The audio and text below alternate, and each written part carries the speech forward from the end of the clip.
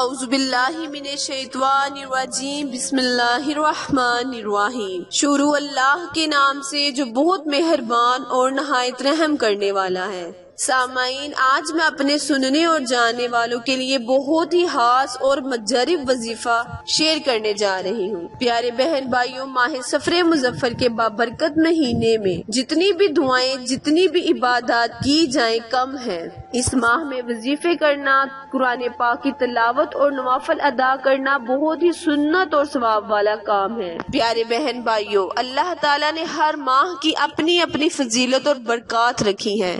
ہمیں چاہیے کہ ہم سارا سال عبادات اور وظیفے وغیرہ کریں اور اپنی زندگی کو خوشحال بنا لیں۔ پیارے بہن بھائیوں، اس ماہ میں خصوصی اپنی اولاد کے لیے دعا کریں۔ مطلب اگر اولاد جیسی نعمت نہیں تو اولاد کے لیے رو اور گر گھرا کر اللہ سے دعا مانگے۔ اگر اولاد نافرمان ہے تو فرما برداری کے لیے وظیفے کرے۔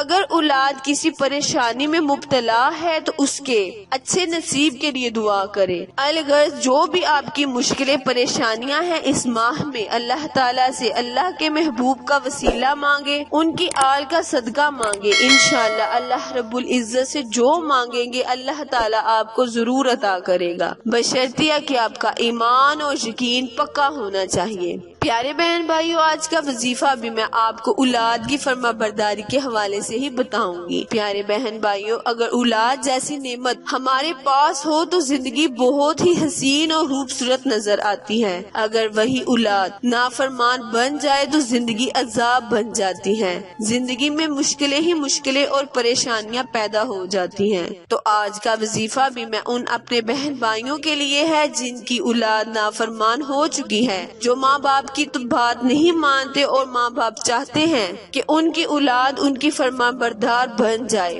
ان کی ہر بات کو مانے، تو وہ لوگ اس وظیفے کو لازمی کریں۔ انشاءاللہ عمل ختم ہونے سے پہلے ہی آپ کی اولاد آپ کی تابعدار اور فرما بردار ہو جائے گی۔ وظیفہ شیئر کرنے سے پہلے میری اپنے بہن بھائیوں سے گزارش ہے، جو میرے بہن بھائی میرے چینل پر نئے ہیں وہ میرے چینل کو لائک، شیئر اور سبسکرائب کریں تاکہ میری ہر نئے آنے والی ویڈیو آپ تک بر وقت آسانی سے پہنچتی رہے۔ جزاک اللہ۔ کرنا آپ نے یہ ہے، یہ عمل جو میں آپ کو بتا رہی ہوں، یہ عمل یا تو ماں کر سکتی ہے یا باپ کر سکتا ہے، لیکن یاد رہے جو بھی ان دونوں میں سے یہ عمل کرے وہ عمل کو پورا کرے، یعنی 11 دن وہ مسلسل اس وظیفے کو کرے اور ماں ہی کرے۔ اگر ماں کر رہی ہے تو ماں ہی کرے، اگر باپ کر رہا ہے تو باپ ہی کرے۔ وظیفہ دھیان سے سن لیں۔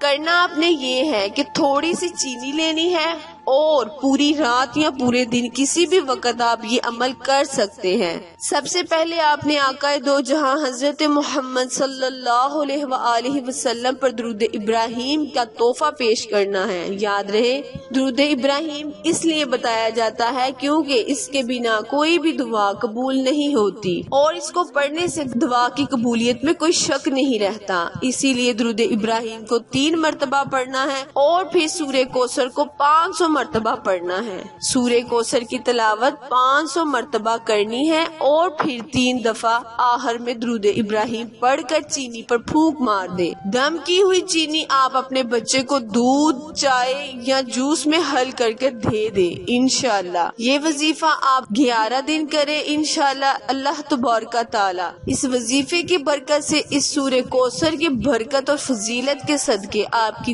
اولاد کو فرما بردار بنا دے گی۔ آخر میں اللہ سے دعا ہے، التجا ہے کہ اللہ تعالیٰ میری اور آپ کے ہر گناہ کو معاف فرمائے۔ آمین۔